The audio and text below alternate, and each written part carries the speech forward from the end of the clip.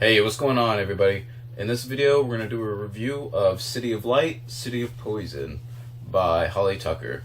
Now, this book is something different for me. I don't really know that much about early modern France, or Paris in particular.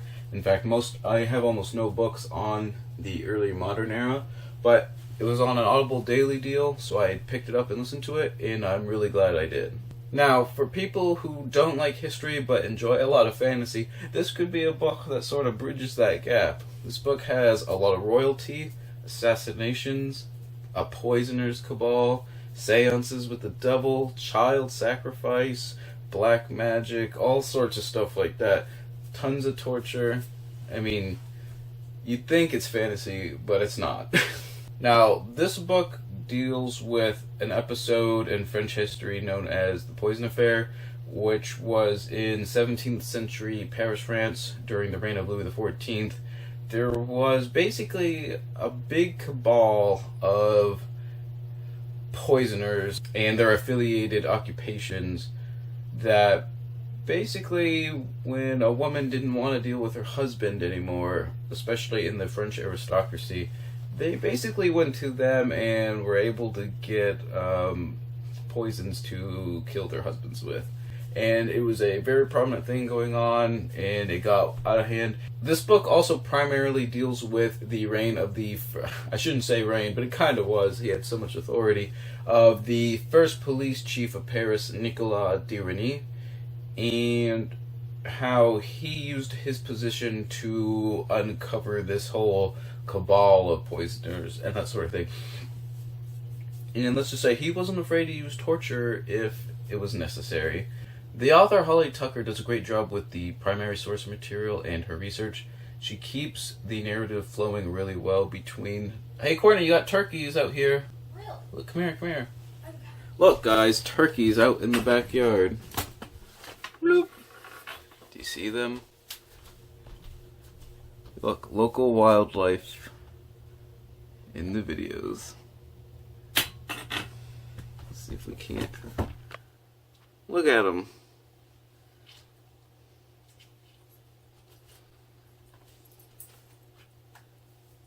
See, this is what we have in our backyard, like, all the time.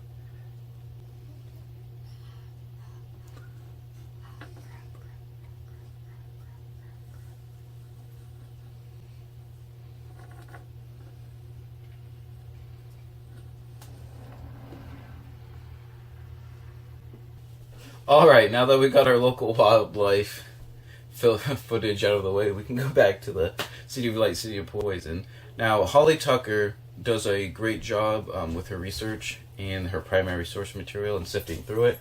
She keeps the pacing of the book going really well, kind of alternating between the aristocracy and the court life of Louis XIV, which this whole assassin ring poisoner cabal thing goes all the way up to his level and potentially one of his official mistresses, and between the daily life and grind of Nicolas de Reny and his search for justice and truth on the streets of Paris, which could be pretty rough and tumble at times. Now, I'm not super familiar with a lot of the names of this era, and that was, I think, because I listened to it in audiobook format. That gave me a little bit of trouble just because I was only really familiar with, like, Louis XIV, for example.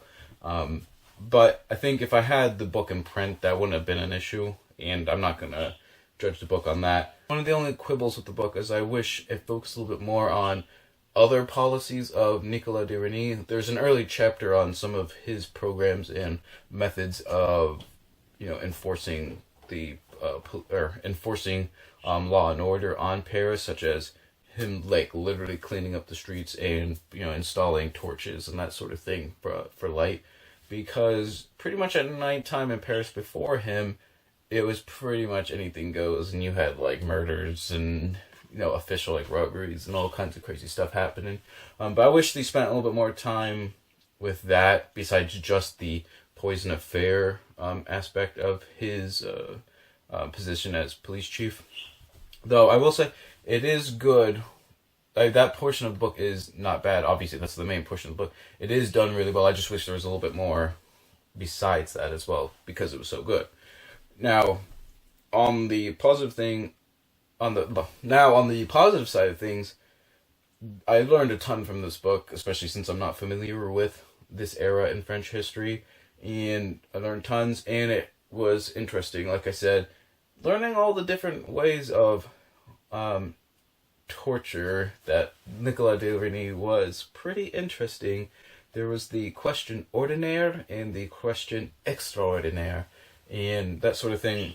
And basically, his favorite technique, I think, of torture was basically there's these iron metal boots that the prisoner or the suspect was fastened in and obviously couldn't get them out. And I think it was like bolted to the floor, sort of. And basically, wedges were pounded with a hammer in between the metal boot and the person's foot. And since the metal boot really doesn't move, the only thing that can move is like your leg, as in like your bones and muscle and stuff. And it was apparently excruciatingly painful. But you know, that sort of thing, I guess, just sort of happened in 17th century France. But, to be honest, a lot of crazy stuff really did happen. Mademoiselle was the main, I guess you could say, the center of the web of this whole, like, poisoner cabal, but she had a lot of associates, including a midwife that performed, like, thousands of illegal abortions and that sort of thing, basically really sketchily in some backyard cabin that was like locked up and who knows what, and they would take the bones of the babies and crush them up to in poisons and other like alchemical concoctions and that sort of thing. I mean, there's fake priests who do seances with Satan in like the cathedrals and that sort of thing. I mean, it literally gets insane in that sort of thing. I mean, at one point there is a child sacrifice and there's two suspects and they're arguing with each other, but they're not arguing over whether it was done or not. They were arguing over who like actually like slit the throat of the baby or the child and that sort of thing. And it just, I mean, it's like insane, like some of the stuff that was happening. So that definitely kept the book like going forward because you're almost thinking to yourself, surely this isn't real, but there is like testimony that this was like happening and that sort of thing, and people were admitting to do it not under torture. So, like I said, it was pretty crazy. I learned a ton of stuff. If that sounds interesting to you, you should definitely pick it up. I'm giving City of Light, City of Poison 5 stars out of 5 stars, and I probably will try and pick up the book in print format if I can, if I ever see it. And I definitely thought it was a great read. If it sounds interesting to you, you should definitely go check it out. And always remember, read victoriously.